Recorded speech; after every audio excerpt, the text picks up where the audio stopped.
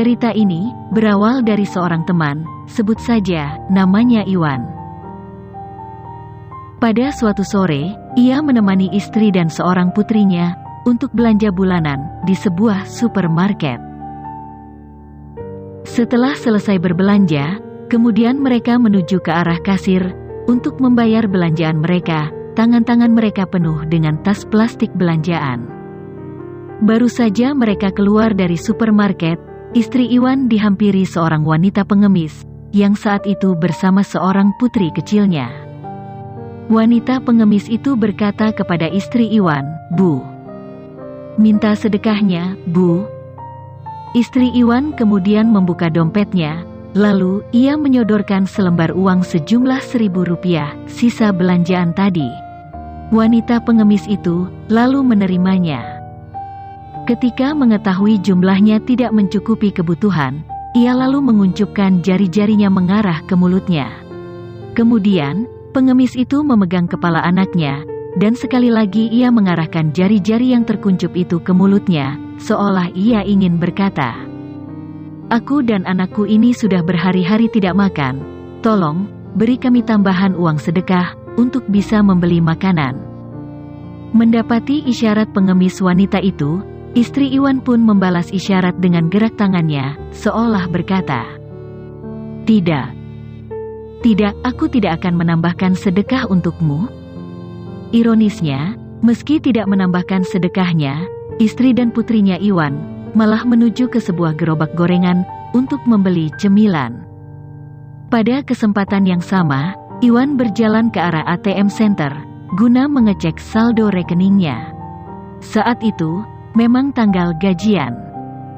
Karenanya, Iwan ingin mengecek saldo rekening dia. Di depan ATM, ia masukkan kartu ke dalam mesin. Ia tekan langsung tombol informasi saldo. Sesaat kemudian, muncul beberapa digit angka yang membuat Iwan menyunggingkan senyum kecil dari mulutnya. Ya, uang gajiannya sudah masuk ke dalam rekening. Iwan menarik sejumlah uang dalam bilangan jutaan rupiah dari ATM. Pecahan ratusan ribu, berwarna merah, kini sudah menyesaki dompetnya. Lalu, ada satu lembar, uang berwarna merah juga, namun, kali ini, bernilai 10.000 yang ia tarik dari dompet. Uang itu kemudian ia lipat kecil, untuk berbagi dengan wanita pengemis, yang tadi meminta tambahan sedekah. Saat sang wanita pengemis melihat nilai uang yang diterima, betapa girangnya dia. Ia pun berucap syukur kepada Allah dan berterima kasih kepada Iwan dengan kalimat-kalimat penuh kesungguhan, "Alhamdulillah. Alhamdulillah. Alhamdulillah. Terima kasih, Pak. Semoga Allah memberikan rezeki berlipat untuk Tuan dan keluarga. Semoga Allah memberi kebahagiaan, lahir dan batin, untuk Tuan dan keluarga. Diberikan karunia keluarga sakinah, mawadah, warohmah.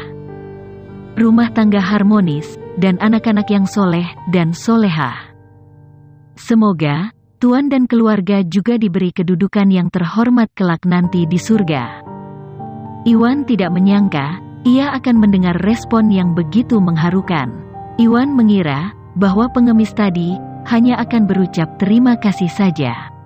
Namun, apa yang diucapkan oleh wanita pengemis tadi sungguh membuat Iwan terpukau dan membisu. Apalagi, tatkala sekali lagi ia dengar wanita itu berkata kepada putri kecilnya,